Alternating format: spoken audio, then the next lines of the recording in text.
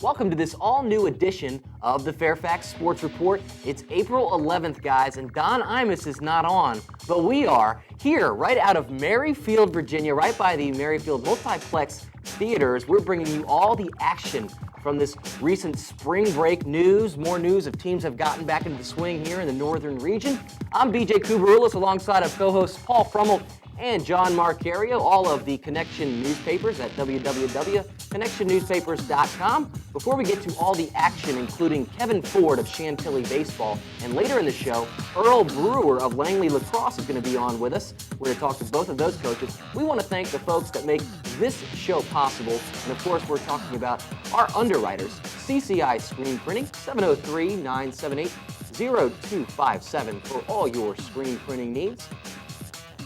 Quality Care Ford Service Center. They service all makes and models right here in Fairfax at 703-383-6299. And it's the Triple Edge Lacrosse at www.tripleedgelax.com. That is one of our new and stellar teammates. Well, guys, so much has happened in this spring break, but really I think the biggest development thus far has been the hiring of Chuck McDaniel over at Oakton High School. Chuck McDaniel is going to be taking over a basketball program that is now hiring their fourth coach. Count them, 4 in 5 years, guys. That is a program that is in search of stability. I got a chance to talk to Oakton Director of Student Activities, Phil Levine. I actually broke the story on ConnectionNewspapers.com, and really what it's all about for Oakton is looking towards the long run. His quote to me was, "A lot of parents are interested in what their kids are going to do for 4 years, but I got to look at this thing as something that's longer than 4 years." Let's show the folks at home exactly what the troubles have been at Oakton for the past 4 years. There have been several different coaches. The last successful coach, if you can remember back that far, was Chris Kublank, had a 52-53 record. He is now the head coach over at Madison. He left after the 04 season and went over to crosstown rival Madison. Chris Dukes left for personal reasons, 13-25 record. He's now an assistant under Jim Smith at Chantilly. And Dave Spanbauer was fired after this season when the Cougars compiled a 9-14 record. He was also fired along with his assistant, Mike Desmond. And Chuck McDaniel now, the new hire, Chuck McDaniel, and maybe not a lot of people know this, guys, but Chuck McDaniel is actually related to Assistant Athletic Director Joe Thompson. He's also the football coach at Oakton High School. And many people who are familiar with their Northern Region news will know that Joe Thompson is the son of Charlie Thompson. Charlie Thompson was the basketball coach before Chris Kublank, had a 22-6 record in his final season and took the Cougars to the state tournament. So, guys, I got to ask you, a lot of people are smelling inside job here, all the Thompson connection. What do you guys think? Do you think it's a good thing that Oakton is going to a JV coach from Stonebridge who is going to be bringing Charlie Thompson back to the sidelines with him as an assistant? I think that Chuck McDaniel is a great hire coming from Stonebridge, teaching his son Brent McDaniel how to play over at Stonebridge, the leading scorer in Stonebridge's history. Now, what they did was smart. They bring in Charlie Thompson. It's a bit of insurance for Chuck McDaniel. You have someone who's a JV coach last year taking over a varsity program. It might scare some athletic directors, so you bring in such a legend as Charlie Thompson, and that definitely helps out. It adds insurance to the team. John, Charlie Thompson went out in a bit of controversy in his final year after a 22-6 finish. A lot of people wonder, why is he leaving? And there was a bit of a movement, and Charlie did leave the school. So, you know, him coming back to the sidelines to help his nephew, Chuck McDaniel, they are related. Charlie's the kind of guy that many people believe could have any program in the region. It's big news that he's coming back to the sidelines. It's a good thing. Sometimes it only takes a little bit of time for a controversial hire to leave to make everything feel nice and better. I mean, 22-6, it's a proven winner, and when it comes down to it, everybody wants to care about wins and losses, and it doesn't really matter what goes on or off the field. If you produce on the court, that's what matters. Charlie has that resume for him. And Charlie had Chuck McDaniel with him at Lee when he was a coach. And kind of an interesting tidbit, we showed you that graphic. Chris Kublank was a player at Lee back in the late 80s when Charlie Thompson was the head coach there. Chuck McDaniel coached Chris Kublank at least. So that shows you how long Chuck McDaniel's been around the game. I talked to him earlier this week when I did write the story for the Connection newspapers, and Chuck told me that he hopes to instill discipline back in the program. And I think that they've lost a lot after this year. It's going to be a rebuilding period, but he still thinks that they have a shot early. A lot of coaches will give you coach talk. They'll give you the potential's their talk. But talking to him, and he's a guy that knows his X's and O's and knows talent, he's going to really try to get this thing going early. A couple of other programs, though, John, that are looking for head coaches. This has been one of the biggest years in the history of the Northern region for big head coaching openings. Herndon, Oakton, South Lakes, and Hayfield. 3 of those 4 have won region titles in this last decade. Talk a little bit about what Hayfield's doing and what schedule they're on, John. Well, it's nice that Hayfield finally had a quote pop for head coach. Hayfield's still in the interview stage. A lot of rumors that one person has been handpicked. That is not true as of yet. They just started the first round of interviews this week, so expect to hire sometime this month. But again, the rumors that a certain person has been hand-chosen, completely not true. Several people have been brought in for the job. All right, and several people are going to be brought in for the job at Herndon on Friday the 13th, guys. Mike Mahoney, I got a chance to talk to the DSA over at Herndon, and he's going to be starting his first round of interviews at Herndon on Friday the 13th. Talked to Linda Jones over at South Lakes. They're looking to replace 23-year veteran Wendell Bird, 6 region titles with the Seahawks. He's a guy that's a legend in this area. They're looking to replace him as well, and they're going to be making a decision within the next 2 weeks. And while we are on the topic of Wendell Bird, I wanted all you Northern Region fans to know that if you go and look at the Connection newspapers, you will see a blurb about a roast for Wendell Bird. It's you can buy a ticket and go to a buffet-style dinner. They're going to have former coaches and players and other coaches from around the region roasting the good old coach over in Reston at the Hyatt Hotel.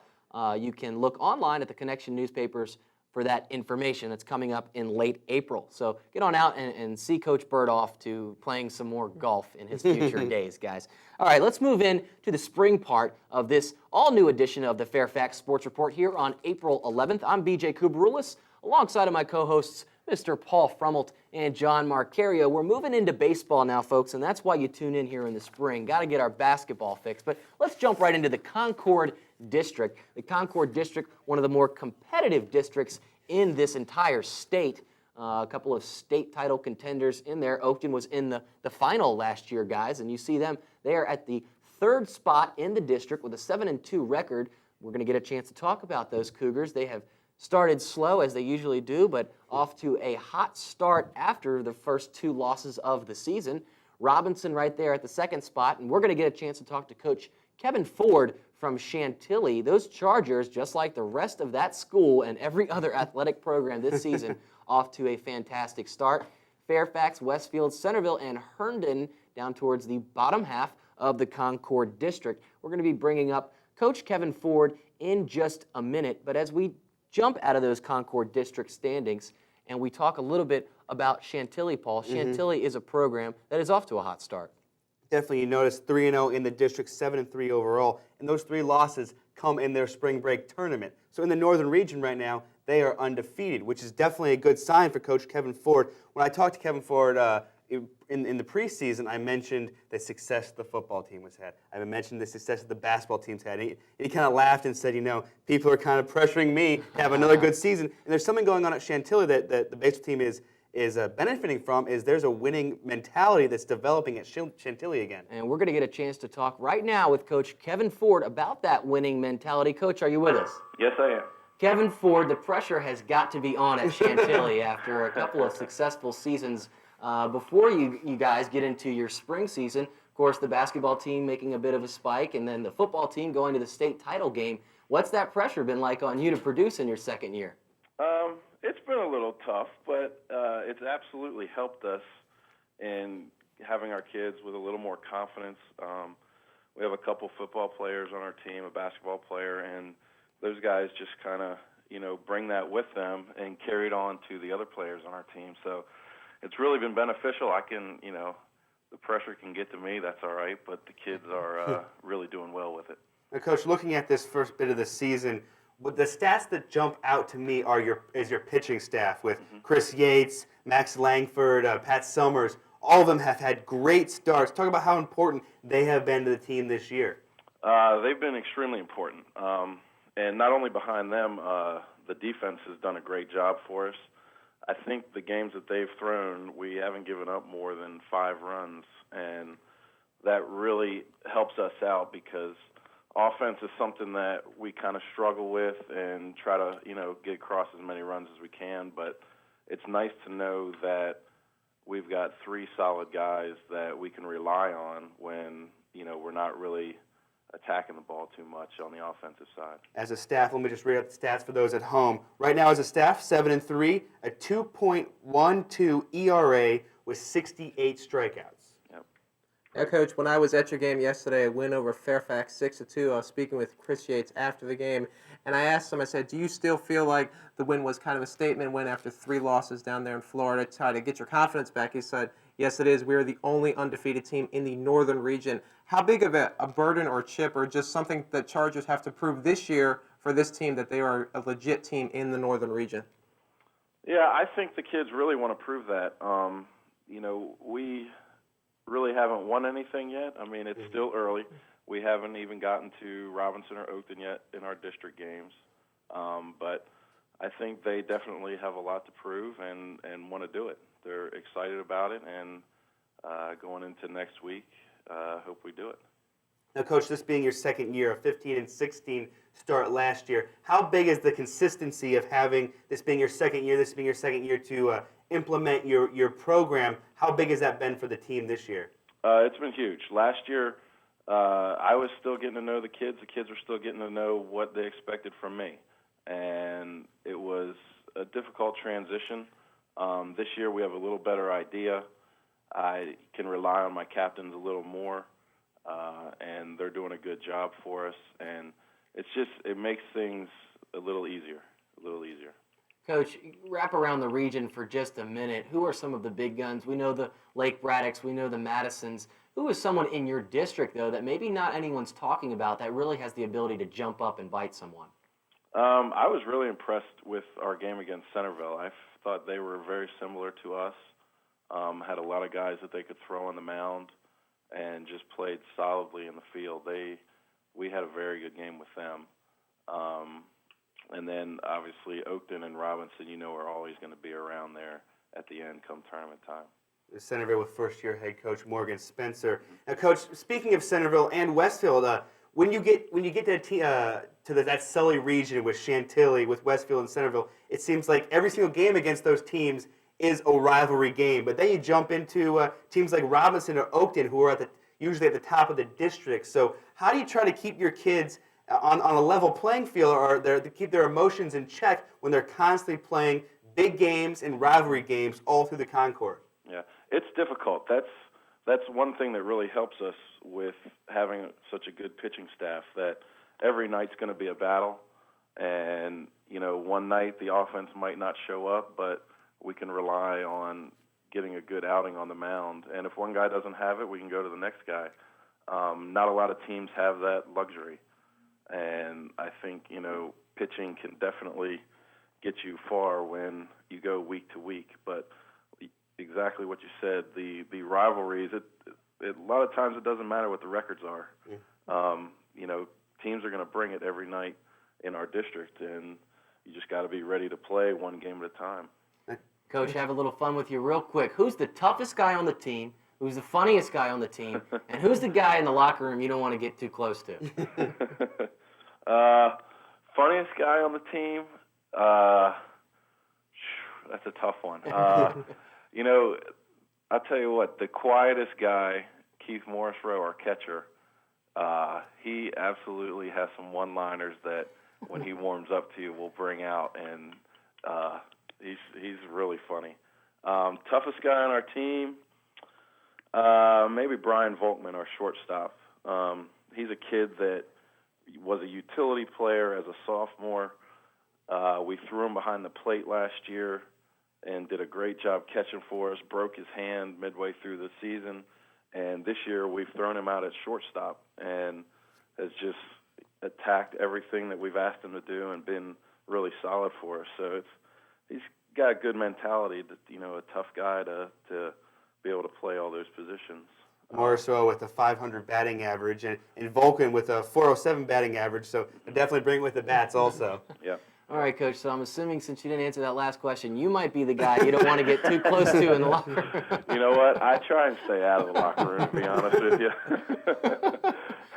You never know what's going on in there. Well, Coach, thanks so much for bringing us up to date on your team and joining us here on the Fairfax Sports Report. We'll catch up with you later on in the season on the Diamonds, and good luck. All righty. Thank you, guys. All right, Coach. Thanks a lot. Thanks, Coach. So, guys, Kevin Ford in the second season has a 15-16 overall record at Chantilly. And, Paul, I thought it was an excellent question on your behalf when you talked about emotions in all of those games. You've got two rivalry games, Centerville and Westfield in that Sully area. They grow up playing SYA together and that sort of thing. And then you've got your Oaktons, your Robinsons.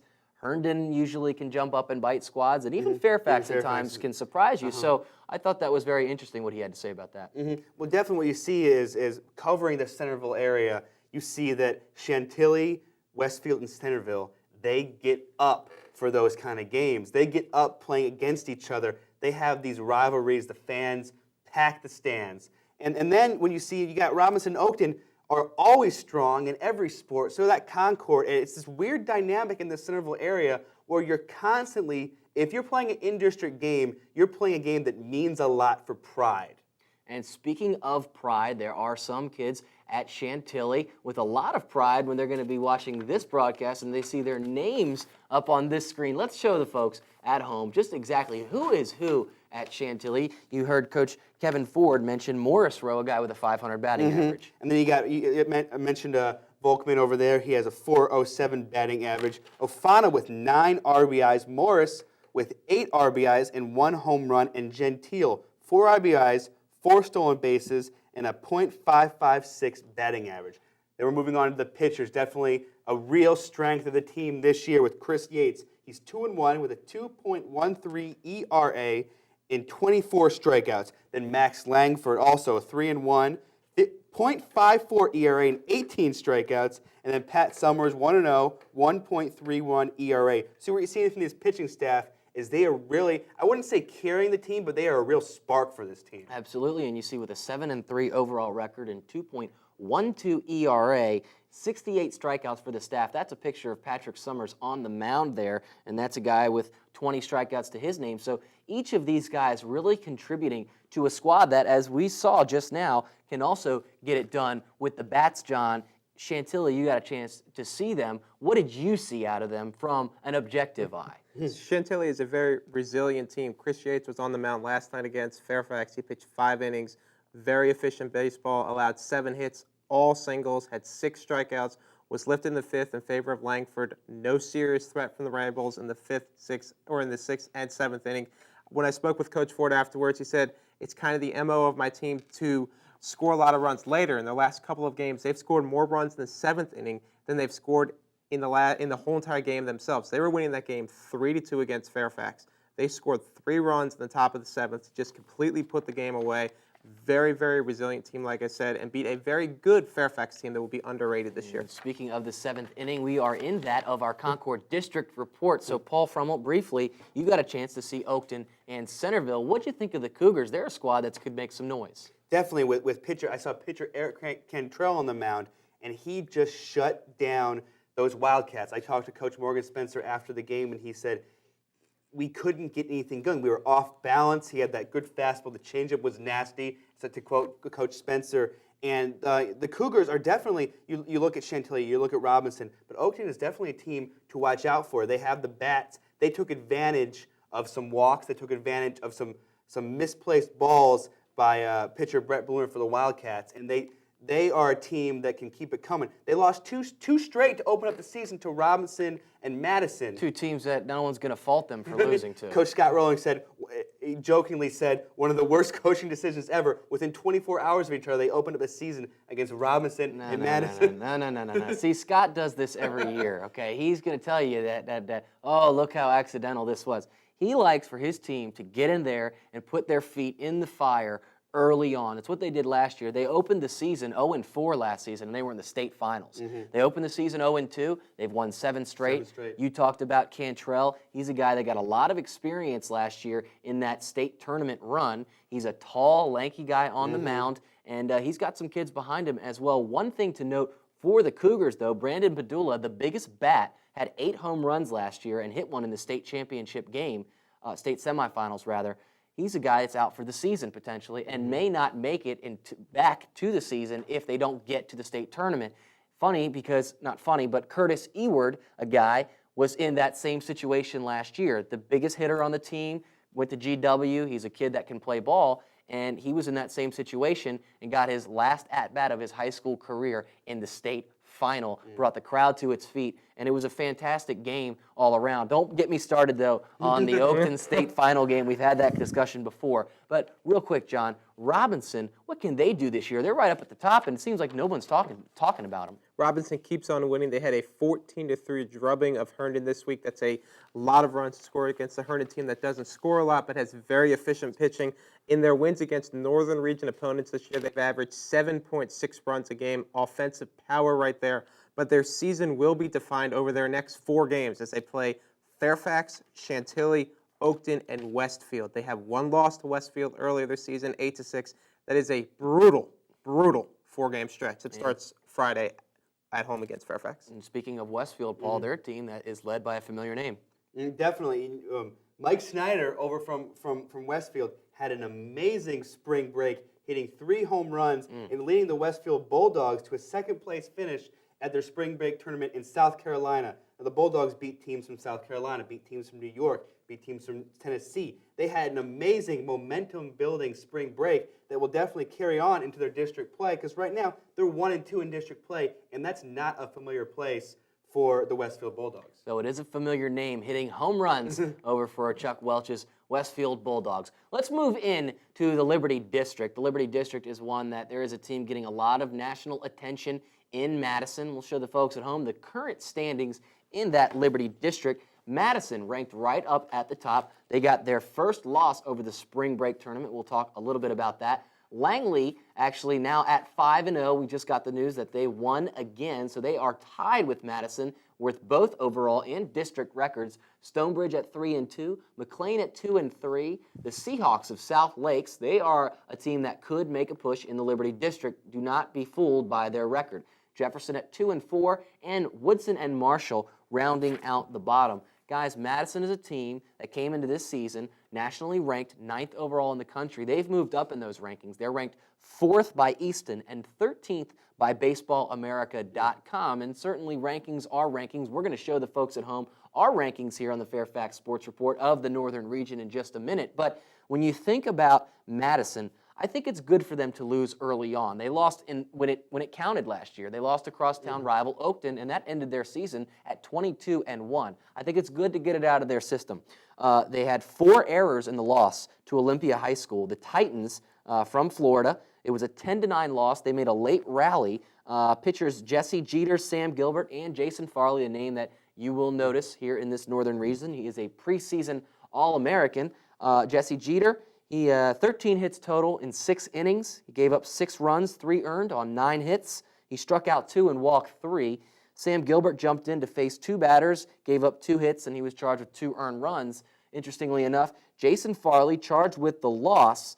He pitched 2/3 of an inning, gave up 3 runs. None of those were earned, 2 hits and 1 walk. So the pitching, not usually what it is over at Madison in this Northern region. They go 6 deep in their rotation. Farley, obviously the lefty ace of that squad. It's going to be interesting when this team takes on Langley. That's going to be on April 17th. Langley versus Madison. That's going to be at Langley. That is going to be one of the biggest, most attended games in the Liberty District. One thing I did want to point out when you mentioned those 4 errors, and that's mental. They're on spring break, and nationally ranked in the country, and that can be fixed really quick. Right. When especially with Coach Jorman. With Coach Jorman there, so those 4 errors, that shows a lot. 3 unearned runs credited to Jason Farley. I mean, that can be fixed quickly, and that gets their mind right. Speaking of getting their minds right, Coach Sam Plank has gotten the Stonebridge Bulldogs back on track. They started off the season in a bit of a rough spot, but they took on Madison too, so that's a game they probably should have lost. they're surging again. Well, we mentioned earlier, the last couple of weeks, we don't know where Stonebridge is right now. The season had just started. They lost a tough one to Madison, obviously. And right now, a successful spring, I mentioned with the other Bulldogs, Westfield, a successful spring break. They can use that momentum. They're now 7-3 overall and above 3-2 in the district. Use that momentum to build in the Liberty District. And speaking of momentum, not a whole lot of that right now for the Highlanders over at McLean. A bit of a dream season last year under first-year coach John Thomas. He's back for his second year, but the same spark is not there, unfortunately, for the Highlanders, although they're a dangerous and scrappy team. They've lost the last 4 games, including a 4-1 decision to South Lakes. South Lakes, as you saw, kind of at the bottom half of the district, but you know, Galvin Morris's Seahawks, they can always just bite you at any time. Tommy Gately threw a complete game against McLean. He allowed only 1 run in the 4-1 victory for the Seahawks. Tommy Flynn and Mike Boyle and Scott Reed had the hot bats for the Seahawks. Scott Reed is an interesting case. He was Amir Gabriel's backup in the football season at quarterback. And Reed has a gun on him. Any coach will tell you that. He's going to be playing quarterback at South Lakes next year for the football team. So what did they do? They put him behind the plate. He's got a cannon. He threw out 2 McLean base runners. That brings his season total of how many base runners he's thrown out to 13. I think that is a pretty fantastic statistic thus far in the season, seeing that the that the Seahawks have only played 9 games. That's just over 1 base runner a game. I think Scott Reed is one of the most difficult catchers to run on in the Northern region, and I think that should be commended, guys. It's a memo to all speedy base runners running against South Lakes. Do not run on Scott Reed. You don't run on Scott No, Reed. sir. All right, so let's run, though, into the Patriot District, where you don't run on John Marcario, because this is his district. John Marcario, who's where in the Patriot District? West Springfield Spartans sit atop at the standings. They are 3-0 in district play, 4-1 overall. South County Stallions, they are 3-1 in district play, 5-3 overall. They sit second. Hayfield's Hawks, they are 3-1 in district play, 4-5 overall, tied for second with South County. There you see Lake Braddock, 3-1 overall, 3-1 in district play, 8-2 overall. There is a 3-way tie for second place. TC Williams struggling recently. They are 2-2 in district play, 2-5 overall. West Potomac's 1-3 in district play, 4-6 overall. Annandale's Adams, they are 1-4 in district play, 1-6 overall. And Lee's Lancers are struggling mightily this year, 0-3 in district play and 1-8 overall. And it's the same story with the Patriot District as it was during the football season. A tight race. You know, 3 teams tied for second place at 3-1 in the district. Whose district is the Patriot District? It's going to be whoever can survive, basically. I mean, that's a cliche, but pitching and hitting are going to be the key. But there's so many good teams: West Springfield, South County, Hayfield, and Lake Braddock. They all have solid pitching. South County's pitching may be the best of the group. Lake Braddock's hitting may be the best of the group. It's a crapshoot. Speaking of crapshoots, Lake Braddock in a bit of a crapshoot district, as you just mentioned. What can Lake Braddock and Jody Rutherford in the 6th season with the Bruins? Can they win the region again? They can win the region. They had a very good win on Monday night against Hayfield. They beat them 5-3. Sean Chistaz and Mr. Halley had a nice effort out there. In that game, they both pitched. They made it to the final of the Myrtle Beach tournament. They were 5-1 up to that point. They lost to Osborne 10-8 in that one. Every game in that tournament, though, they scored in double figures. Their average margin of wins so far this year has been 8 runs. They score a lot. Their pitching has been slightly suspect thus far. It is early. So still, if their pitching comes around, their hitting is much better than anybody else in the district. They could run away with it towards the end of the season if their pitching comes around. West Springfield at 3-0 in the district and 4-1 overall. That's a team, John, that, you know, it could be deceiving at how good they are right now. And you'll see later, we talked about this last week, they're not getting a lot of respect. What's going on in the northern region where the coaches don't want to rank West Springfield higher? No clue. They beat Lake Braddock at Lake Braddock 2-0, shut them down slightly before spring break. That is a massive statement win at Lake Braddock. They have a watch out for trap game on Friday. They play TC Williams. They should beat TC, but they might be slightly looking ahead to their big week next week against South County and Hayfield. So if the Spartans want to contend, they should be able to hold off the Titans.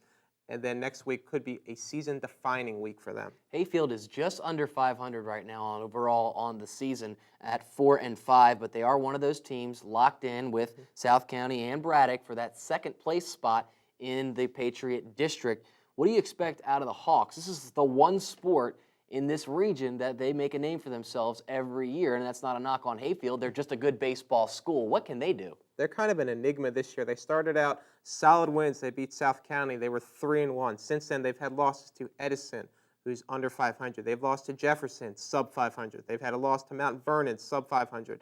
They just lost to Lake Braddock recently. Their pitching has been a massive problem. They lost 21-5 to Jefferson and lost a close one, 10-9 to Mount Vernon. Their pitching is going to be their Achilles heel and has severely let them down since that nice South County win in their hot start. They have a little get-well week this week with games against Lee and TC, so they have to do well in both those games to do better in the latter half of the season. But their pitching, if it comes around, they'll be fine. But if it doesn't, they will be in big trouble. You talked about pitching. Obviously, South County, no stranger to pitching. They've got a couple of 6-foot monsters over there on the mound, one of them being a lefty. South County is a team that I think a lot of people are going to learn a lot more about in the postseason, though. We're just in about the halfway mark of this season. Is this the point where the young South County group grows up on the field and gets out there and contends for a region title? It should be. They got well on Monday. They beat TC 5-3.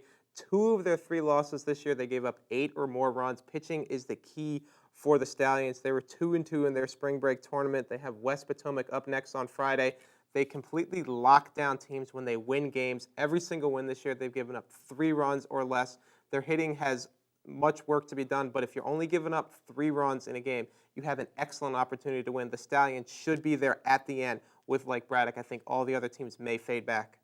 And speaking of a team that is fading back right now, they've won 1 game this season. They're winless in their district. They've got 8 losses. Lee is a team, John, that has struggled in the Patriot District. Are they going to be able to turn it on and make a late season push? I will give them props for beating Freedom 10-2 on March 30th. That is their lone win of the year. They've unfortunately dropped 4 straight since then. I've said it for the past couple weeks. Just pitching is their Achilles heel. They continue to give up double-digit runs. Their offense is not potent enough to score 10, 11, 12 runs. I don't know of any offense aside from a handful of teams in the northern region that could make up that. Lee, unfortunately, they're going to be a bottom feeder this year, and they're going to be a get-well team for a lot of people in the Patriot. All right, and the Lancers will look to take that clip of John Marcario into the locker room and play it on a daily basis, the Lancers will. They're a team that I think could make a late push, though. They're a team, John, watch out for Lee. They're a tricky team. They do it every year. They can, in several sports, not just baseball, but they are a team in that Patriot District that when it counts, sometimes they make those statement wins at times when it hurts the other teams. Care to counter? It very well could happen. Their box scores have not shown that. They are not close in these games. They're losing by 6, 7, 8 runs. They're giving up 15, 16, 17, 20 runs a game. If they could throw up 28 spot in a game, I'll give them massive props for doing that, but it's going to take a lot of offense for Lee to win a game, especially, it's not their fault, it's just an extremely tough Patriot District. Yeah, absolutely, you're right. And the Patriot District, a lot of teams like Lake Braddock, 8 wins on the season already, contending with Hayfield, who's under 500, but contending right there on a deadlocked 3-way tie between South County, Hayfield, and Braddock for second place in that Patriot District. So that's an interesting district. We're going to keep an eye on the Patriot District. But for now, we're going to jump into the National District and show the folks at home just who sits where in that pesky old National District, where Yorktown always seems to be right up at the top at 6-4, John Marcario. Yorktown is at the top. They are 4-0 in district play, 6-4 overall. They have a 2-game advantage over Wakefield. Wakefield is 3-2 in district play, slightly below 500 at 4-6 overall. Washington and Lee sits at 2-1 in district play, 3-2 overall. Mount Vernon is there, 1-2 in district play, struggling overall, though they are 2-6. Edison has hit a definite rough patch. They are 1-2 in district play, 4-5 overall. Falls Church is next up. They are 1-3 in district play, 2-8 overall. Stewart is sporting the donut. They are 0-3 in district play and 0-6 overall. And Loudoun Valley, they're kind of lumped in that National District come playoff time. Just want to explain why Loudoun Valley does not have a record posted. Loudoun Valley plays in a combination district, so they actually, it's kind of a weird format we won't get too far into, but just trust us, folks, we are making sense. All right, guys, so when you look, John, at the National District, Yorktown, Wakefield, Washington, and Lee, those Arlington-based teams, right now, Yorktown's sitting pretty undefeated in the district. Yorktown is sitting pretty. They've had a successful season, kind of like Chantilly, with various sports. It's a district where George Johnson is going to dominate it, and so Wakefield was on a spring break tournament, so their overall record is kind of reflects that he wasn't part of that spring break tournament. They lost a couple games down there. They're 2 games behind Yorktown. George Johnson is the kind of pitcher you do not want to face in the playoffs whatsoever because he can completely shut you down. Also, watch out for Edison. It is a rough start at 1-2 and 4-5 overall. Head coach very optimistic that the team can do well. It's a young team, so if they get a couple wins behind them, that could be a snowball effect where take a lot of top teams down. And Edison is a team that also, in a school rather, that has just been all over the postseason in football and girls basketball and several other sports, and they've certainly had a good year, so watch out for the baseball team. They could turn it on late. All right, the moment you've all been waiting for, folks, our Northern Region Coaches Poll. This is the current poll in Week 4. This was compiled on Monday. This is sent in to the Connection newspapers and the Fairfax Sports Network by the coaches. Madison, no surprise, right up at the top. They have not been unanimous throughout the season, but they have been up at the top. Lake Braddock has been jockeying there at the number 2 spot. They have often, or once at least, were up right up at the top in the preseason. Langley is a team that has jetted up the charts. This is a team to watch out for. Didn't get a chance to talk much about them in our Liberty District talk, but we did talk to Coach Farrell here on the Fairfax Sports Report. Last week, he called in from California. That's a squad led by Chaz Ayub and Tommy Tice that you really, really got to watch out for. Again, April 17th, Langley and Madison at Langley, one of the hottest matchups in this region. Chantilly, we got a chance to talk to Coach Kevin Ford tonight. They are right there at the number 4 spot. Paul Frummel, Chantilly climbing. Do you think they belong there or higher? They most definitely belong right there. They are at that number 4 spot team. You see the teams ahead of them are powerhouses in their district, in the Northern Region, but Chantilly belongs to be spoken with in that same category. And Oakton, a team right there at the 5th spot, and if you're paying attention to these rankings here compiled by the coaches, Chantilly's the best team in the Concord, and Oakton, a team that was in the state final last year, just right there behind. Then there's Robinson and Westfield, so a grouping of the 4 big dogs from the Concord right there in the middle. I believe that Oakton and Robinson would want to have something to say about that. Chantilly ranked above them. You see Chantilly, Oakton, Robinson, Westfield. All those teams will be fighting for the Concord District title, so look for those teams to be grouped. Those 4 teams to be grouped the whole season. And then there's South County at the 8th spot, a couple of 6-foot giants on the mound in the new school out in Lorton. Stonebridge, a team coached by Sam Plank. You got to watch out for those Bulldogs. And then, John, I'll give you a quick second here to tell us why West Springfield is ranked 10th in the region when they beat Lake Braddock. That's a travesty. That should not happen. They should not be 10th. If you beat Lake Braddock 2-0 at Lake Braddock's house, no way.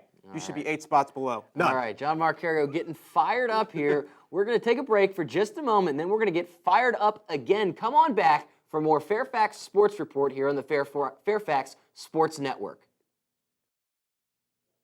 Welcome back to the Fairfax Sports Report here on the Fairfax Sports Network. I'm BJ Kubarulis, your host, alongside of Paul Frummel and John Marcario of the Connection newspapers. Well, guys, we do this every week now, kind of a new segment. In the last couple of weeks, we've had a new Fairfax Sports Network Spotlight Athlete as presented by the Connection newspapers. And this week, John, a guy from your beat, Zaid Augustus from Lee. What's big in Zaid's life right now? Zaid had a very big week. He signed with Everett University, a Division III school located down there in Danville, Virginia. They play at in the USA South Conference. They are the co-champs there. They are also in the same division as my colleagues, alumni Christopher Newport University. Last season, Zaid was a first-team All-Patriot selection. He was a second-team All-Region selection. He had 500 yards rushing as one of a 3-headed attack at fullback for the Lancers. He also led the team with 7 sacks. When I spoke with head coach Rob Everett, he said that Zaid's biggest asset he has a nonstop motor. The kid never stops moving. The school got a very, very nice kid in Zaid. Zaid Augustus, as you mentioned, was part of that 3-headed monster, and Chris Oderson and Brandon Cameron over at Lee. Also to mention wide receiver Sean Holston, who broke a lot of records in track. Some more good news coming out of Lee. Zaid Augustus signing on to play football at the next level. We're going to take it to the next level when we come on back here for more on the Fairfax Sports Report. Come on back for more on the Fairfax Sports Report here on the Fairfax Sports Network. Welcome back to the Fairfax Sports Report here on the Fairfax Sports Network. I'm your host, BJ Kubarulis, alongside of Paul Frummelt and John Marcario of the Connection newspapers. And now, because we have more viewers in Loudoun County, we're going to start serving their purposes as well. Paul Frummelt, the beat reporter of the Connection newspapers for Loudoun County, is going to be bringing us the Loudoun Report every week. Paul Frummelt, take it away. All right, guys, from Ashburn to South Riding, from Leesburg to Sterling, this is the Loudoun Report. Starting off with lacrosse. On Monday, both the Broad Run boys and Broad Run girls lacrosse teams faced tough opponents in the Heritage Pride.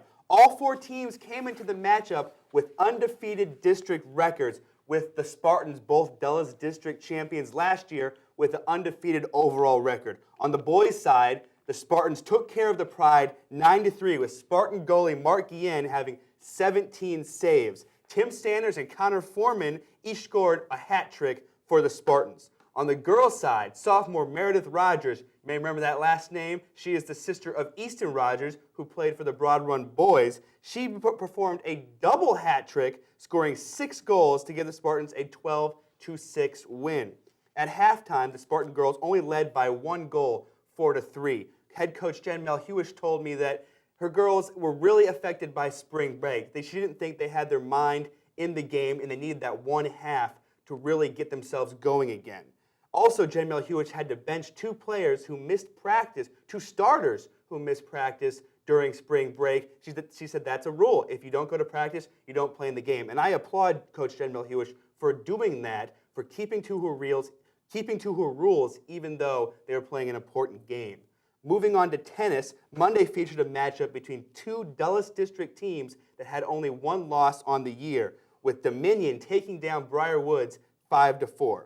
The best match of the day came in number 1 singles, as Briar Woods' Patrick Melbourne took on Brandon Hall from Dominion. Now, Patrick Melbourne beat Hall in overtime tiebreaker 11-9. Melbourne, the well-traveled leader from the team, he started as a freshman on the Stonebridge team, transferred to Broad Run, and then went to Broad Run and then transferred over to Briar Woods. Now, Melbourne, the number 1 singles player on the team, had played with most of his teammates at Briar Woods at Stonebridge. As you know, when Briar Woods opened, it took a bunch of Stonebridge players with them. Tied 3-3 after singles, Dominion won 2 of the 3 doubles matches to claim second place in the Dulles District, right behind Loudoun County, that has an undefeated district record. In softball, the Broad Run High School girls team is now ranked number 1 in the Washington Post top 10 after Loudoun Valley, another Loudoun team, beat number 1 Bishop O'Connell and number 5 Westfield. Loudoun Valley is ranked number 3 right now. The Vikings and Spartans will meet in Ashburn on May 1st. To baseball, the Dulles District baseball has really heated up going into the second half of the season, with Broad Run and Loudoun County both tied for first with 5-1 records. Heritage and Parkview sit with 4-1 records. Parkview beat Potomac Falls 11-4, while Heritage beat Dominion 11-3, and County beat Broad Run for their first loss of the season 3-2. And that is your Loudoun Report. Every week, folks, you can tune in for your Loudoun Report here on the Fairfax Sports Network with Paul Frummelt, doing excellent work out there in Loudoun County. And speaking of doing excellent work, Triple Edge Lacrosse does excellent work in the community by really firing up all their young guns and getting everybody ready to get in there and play some lacrosse in the spring. In just about a minute here on our Triple Edge Lacrosse Report, we're going to get Coach Earl Brewer of the Langley Saxons on the phone with us in just a minute. But right now, I want to jump into those rankings, sponsored by Triple Edge Lacrosse. They make these rankings possible. These are put together by Triple Edge Lacrosse and computed by the coaches of the Northern Region. They all vote every week. Paul Frummelt, quickly, who is at the top of the boys' rankings? UC Robinson again, previously number one again with 169 points. Westfield, who gave Robinson a run for their money, at number 2 with 151. You see going down the list, Langley, Woodson, Oakton, Madison, Hayfield at number 7, Yorktown at number 8, Jefferson and Chantilly round out the top 10. Chantilly's entering the top 10 for the first time. Chantilly right there, rounding out the bottom at number 10. And then, John, the girls of this northern region, they are also have their rankings, the top 10. We're going to jump into those in just a minute. But right now, we are joined by a special guest, Earl Brewer of the Langley Saxons. Coach, are you with us? I'm with you, BJ. How are you? Hey, good to see you and talk to you, Coach. You guys, you lost Robbie McClay after last year, an All-American, one of the only guys out of the northern region as of recent note to be an All-American, and really helped you guys a lot last year. But here you are, right back again, as you saw in the rankings. You guys are right back at it. Who are some of the big guns this year for the Saxons? Well, we did. We took a big hit last year. We lost 12 seniors, and out of those 12 seniors, 9 of them, made Liberty District honors, and out of those 9, I think 4 of them were first-team All-Region. So we took a big hit, but we really had a lot of guys that got a lot of playing time last year, and have really stepped up so far this year. I guess you got to start with our defense. Justin Hurley and Peter Foley are 2 seniors that have been. Justin's been on varsity for 4 years. Peter's been on varsity for 3 years, and for the last 3 years, both of them have started for us. They're both big guys. They're physical. We've only allowed 20 goals in our 6 games, and along with Brett Burnett, Will Myers, Patrick Pembroke, and Colin O'Brien, we've done a great job on defense so far. I can't speak enough about my close defense. And you guys had a big win over the spring break against Apex. They were the state champs not too long ago in North Carolina. Is that a statement win, being that you guys are in the Liberty District? Seems like it's you guys and Woodson all the time. You got a chance to get out of the district and play some tough competition. It's always fun. Apex came up. They played us on Monday, played Woodson on Tuesday. I tell you, they are a very good lacrosse team, and lacrosse down there in that area, the Raleigh, North Carolina area, is really booming. They started a little sluggish against us, and we jumped up on them 4-0, and we ended up beating them 7-3. The next day, they came out on fire against a very good Woodson team, and defeated them, and they showed really what kind of a good lacrosse program they are. Their kids were telling me later they'd really love to have a rematch with us. So we think we're going to oblige them and play them again next year. Coach, now in the northern region, everybody wants to talk Robinson lacrosse. What is it going to take for a school like Langley to kind of overtake the Robinsons or get in the upper echelon of Robinsons where you're in the same discussion as they are in terms of great powers of the region? Well, that's a great question, and I haven't figured it out yet. In my 13 years at Langley, Robinson is and Woodson have been a bane of our existence. We've made it to the regional final in our history 6 different times. 3 times since I've been the head coach at Langley, and Woodson and Robinson have been the teams that have kept us from being regional and possibly state champions. But they're a great program. They had a great coach in Tommy Tufts for years, and now with Justin Fitzgerald, just a great young coach and just a great guy.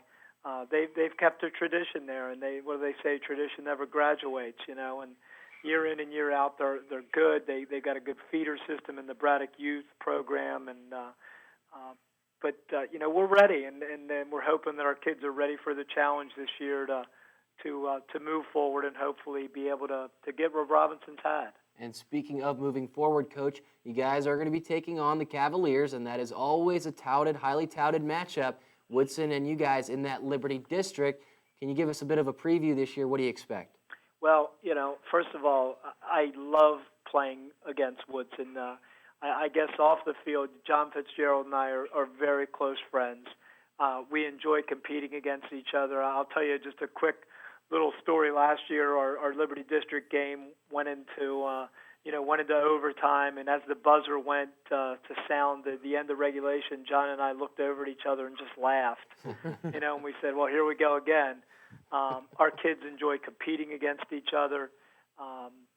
Woodson, I think probably all around they may have the best goalie in the area in Fernandez. He's a great keeper. They have some very talented players at attack and midfield, and I think they're well coached by Coach Fitzgerald, and it's just fun. I think on our schedule we always look forward to that game, and And for a change, it's at Langley this year. We always seem to play them at Woodson. I don't know why that is, but we're playing that at home, and I know we're going to have a huge crowd that night. It's going to be our senior night, and we're just looking forward to it. We have 2 games before that. We're not looking past by any means, but yeah, we've got that earmarked or bookmarked, I should say, on our calendar. Well, Coach Earl Brewer, simply one of the best in the northern regions, given 13 years to the lacrosse scene. So I want to thank you, Coach, for joining us here on the Fairfax Sports Report. We'll see you out there on the fields. My pleasure, guys. Take care. Thanks. Okay. Well, guys, Coach Earl Brewer, you heard it. 13 seasons. Langley's always been right there on that brink, and it's always been some of the bigger dogs, the Robinsons, the Oaktons, and some of those Braddocks used to be quite the power. They've fallen a little bit this year, but don't ever count the Bruins out. Langley, a team certainly to watch out for. They jumped up in the rankings. Let's get right back to those rankings real quick before we get out of here tonight and show the folks at home just who sits where. Langley jumped up from the number 3 spot, from the 4 spot to the 3 spot. Let's jump into the girls' rankings and show the folks at home exactly where these girls are. Oakton unanimously has been at the top, has been a number 1 all season long. Robinson, Valley, Yorktown, West Springfield, and the Saxons, the girls, at number 6, they won the district last year, returning player of the year, Sarah Morris. And then the Cavaliers, Jen Carrs, Woodson Cavaliers, Chantilly, Annandale, and Lake Braddock. Well, guys, that is your Triple Edge Lacrosse Report here on the Fairfax Sports Report. And every week, a bit of a new segment that we're trying out. John Marcario, he's going to try it out here tonight again. Marcario's Madness, where John will voice his opinion on something that's been cranking his gears.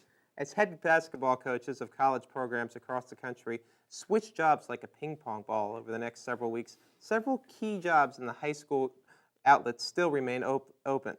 South Lakes, Herndon, Hayfield, and Fairfax's girls program have been searching for a new head coach since their respected seasons ended nearly a month ago. The difference between a major college job and a high school job is aplenty. College jobs, sometimes academics, are slightly pushed to the side in favor of landing the blue-chip recruit. For the high school level, high school coaches are required to have a perfect 100% graduation rate. Most coaches are also asked to teach in the school. That includes lesson planning, dealing with students, and of course, dealing with teenagers on a Friday. Over the next several weeks, college coaches will be introduced through these big flashy press conferences amid lights and cameras. High school coaches will be hired, not amongst much fanfare. They will be told to get right to work. But their $1 million smile will be flashed towards the end of the season when their kids learn to play or when all of their students graduate from school. Absolutely fantastic work here on the Fairfax Sports Report. Marcario's Madness every week, John. Crazy. I see that $1 million smile right over there. Let's thank the folks that make this show possible. And, of course, we're talking about our underwriters who make things possible like the FSN Game of the Week. Girls soccer at Chantilly will be on demand. That game's going to be played on Thursday night. I'll be on the call. BJ Kubarulis of the Fairfax Sports Network. And girls lacrosse Jefferson at Langley. That was taped on March 30th. That's going to be this week on Channel 10. Verizon and Fios One Sports will present boys lacrosse, Westfield at Oakton. And I will be calling that game as well, the voice of Verizon Fios One Sports. You can check out our details on the website, which is fairfaxsportsnetwork.com. I want to thank CCI Screen Printing for all your screen printing needs. 703-978-0257. And Quality Care Sports Service Center. They service all makes and models at 703-383-6299. And Coach Earl Brewer was with us this week on the Triple Edge Lacrosse Report. www.tripleedgelax.com. Well, guys, every week here on the Fairfax Sports Report, you're going to get your Athlete of the Week. You're going to get your Loudon Report. You're going to get your Triple Edge Lacrosse Report. And you're going to get from South Riding to Loudon to Ashburn to more of Loudon. To Ashburn, from Ashburn to South Riding, Leesburg to Sterling. There you go. And madness. You're going to get madness. Very nice. Well, come on back every week here on the Fairfax Sports Report.